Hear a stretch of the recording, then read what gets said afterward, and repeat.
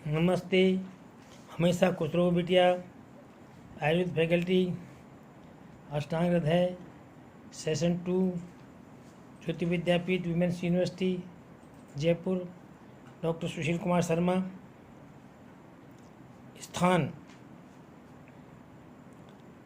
स्थान के बारे में बताने जा रहा हूँ। तंत्र दोष हैं, ये मौलिक सिद्धांत में आते हैं। सूत्र है स्थानम नाम यत्र स्थानिनाम स्थानम स्थानेन वा स्थानी व्यपदेश्यते। जब स्थानीय से स्थान का या स्थान से स्थानीय का बोध होता हो तो उसे स्थान कहते हैं। उदाहरण, यह कहा जाता है कि जिह्वा रस का ग्रहण करती है। वास्तविकता यह है कि रस का ग्रहण रसनेंद्रिय द्वारा किया जाता है, परंतु रसनेंद्रिय का स्थान जिह्वा होने के कारण कहा जाता है कि जिह्वा रस का ग्रहण करती है। साहचर्य के बारे में है। साहचर्य नाम यो येन नित्यम संबंध उपलभ्यते स तस्मात् संबंधा ते तामेव संबंध शब्द लभते।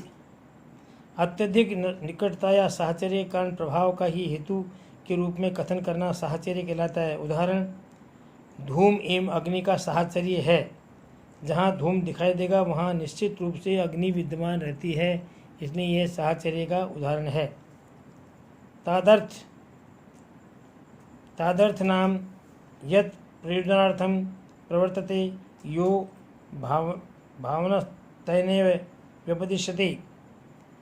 जो द्रव्य जिस क्रिया को उत्पन्न करता है उस पर उसी का आरोपण या उसी के आधार पर नामकरण करना तादर्थ कहलाता है। उदाहरण, मदन फलादि को वामक होने के कारण छर्दनानी संज्ञा देना। कर्म के बारे में है। कर्म नाम यत्र कर्मेति चोपचर्यते। अकर्म का कर्म के रूप में तथा अनुपस्थिति का उपस्थिति के रूप में कथन करना कर्म है। उदाहरण, यह कथन कि मुनि ध्यानस्थ हो गए हैं, इस वाक्य में हो गए कर्म का बोधक है, जबकि ध्यानस्थ होने का वास्तविक अर्थ है मन की सारी क्रियाओं का रुक जाना। गुण निमित्तम नाम यत् कस्य विभूति प्रशंसादिका राख्यते। जिन गुणों के कारण गुण का अनुरूप लक्ष्य ही प्राप्ति होती है उसे गुण निमित्तता कहते हैं। उदाहरण, धार्मिक गुणों से दीर्घायु की प्राप्ति होना।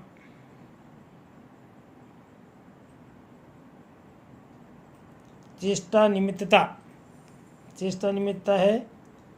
चेष्टा निमित्तम नाम यस्य नाम मात्रम कश्चित् क्रियया भवति भावस्य नात्र प्रसन्देक चेष्टा।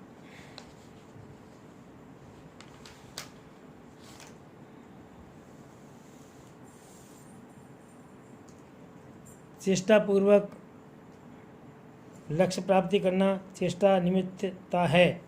उदाहरण, ज्ञान प्राप्ति के लिए प्रयत्न करना। कर्मेंद्रियों की चेष्टाएं वचन, आदान, विहरण एवं विसर्जन आदि। मूल संज्ञा नाम या लोक अन्य अस्मिन्नर्थम प्रसिद्धा तंत्रे चास्मिन् अर्थे निवेशिता। जो संज्ञा लोक के दूसरे अर्थ में और शास्त्र के दूसरे अर्थ में प्रसिद्ध हो उसे मूल संज्ञा कहते हैं। उदाहरण, रूप शब्द का सामान्य अर्थ गौर, श्याम, कृष्ण रूप या हरित, नील, पीत आदि रूप। रूप शब्द का शाब्दिक अर्थ में अर्थ निदान पंचक के संदर्भ में रूप शब्द का प्रयोग रोग के लक्षणों के लिए किया जाता है।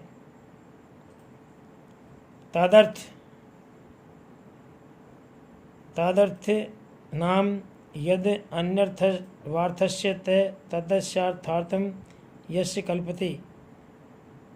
समवाय संबंध या सह अस्तित्व के कारण एक के स्थान पर दूसरे का प्रयोग करना तत्सत्य कहलाता है।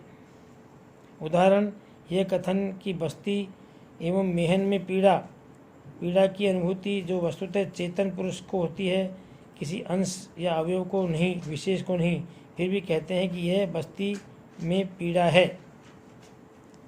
इस प्रकार से आपका यह अध्याय पूरा होता है। This session provide by digital vision 2। I hope you have any query, please mention comment box. I will resolve it. Thank you.